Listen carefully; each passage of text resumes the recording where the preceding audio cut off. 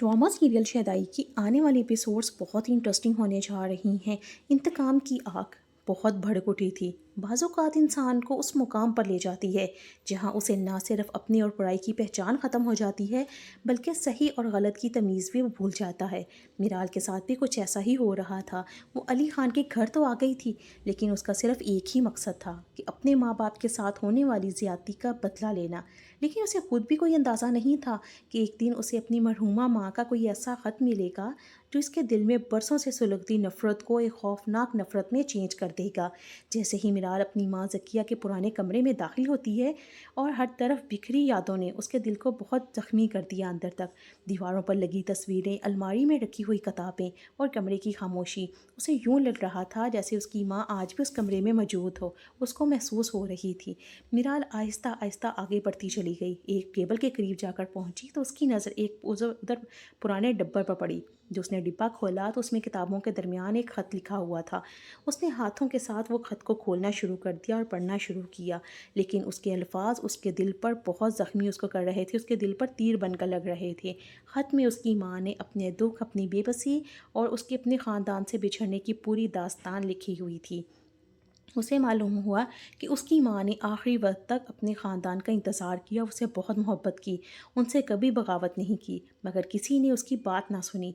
यही वो लम्हा था जब मिराल के दिल में बरसों से दबी नफ़रत ने ख़तरनाक शक्ल अख्तियार कर ली। उधर दादी जान को एहसास हो चुका था कि मिराल उस घर में किसी दौलत या जायदाद या प्यार की वजह से नहीं आई, बल्कि सिर्फ़ और सिर्फ अपने वालिदैन की उसका बदला लेने के लिए उस घर में आई है। नाइंसाफ़ी जो उन्होंने की थी उसका हिसाब लेने के लिए आई है।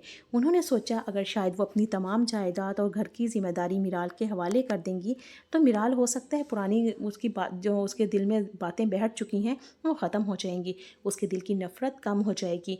उन्होंने मिराल को अपने पास बुलाया, घर की चाबियाँ और हाथ में देते हुए कहा, आज से बेटा ये घर तुम्हारा है, इस घर के तमाम मुलाजिम तुम्हारे हुक्म के पाबंद होंगे, अब इस घर की मालकिन तुम हो। लेकिन मिराल ने वो चाबियाँ लेने से इनकार कर दिया। उसकी आंखों में आंसू भी थे और गुस्सा भी, और वो गुस्से में बोली, मैं यहाँ किसी जायदाद या किसी विरासत की वजह से नहीं आई और ना ही मैं आपके प्यार में आई हूँ। ये बात अपने जहन में रखिएगा। मुझे आपके इस घर से, आपकी इस जायदाद से कोई ताल्लुक़ नहीं है मेरा, ना ही मुझे कोई शौक़ है कि ये मुझे मिले। मैं अच्छी तरह जानती हूँ कि आप ये सिर्फ़ अपने ज़मीर का बोझ हल्का करने के लिए कर रही हैं, लेकिन आप शायद ये भूल गई हैं कि मैं ज़किया की बेटी हूँ, उसी अहमद अली की बेटी जिसे आपने अपने घर से धुतकार कर निकाल दिया था। उसकी बात तक नहीं सुनी थी। मेरे वालिदैन के साथ जो कुछ भी हुआ, मैं उसका एक-एक बदला, एक-एक हिसाब लेकर रहूँगी। ये कहकर उसने सिर्फ़ एक सवाल किया कि मेरी मम्मा का कमरा किधर है? मैं उस कमरे में जाना चाहती हूँ। दादी ने खामोशी से एक दरवाज़े की तरफ इशारा करके बताया कि वो है तुम्हारी माँ का कमरा, और मिराल सीधी वहाँ पर चली गई। इसी दौरान अली ख़ान दादी के पास आया। दादी को यूँ परेशान बैठा देखकर वो खुद परेशान हो गया और अंदर तक समझ गया कि दादी उसकी क्यों परेशान है।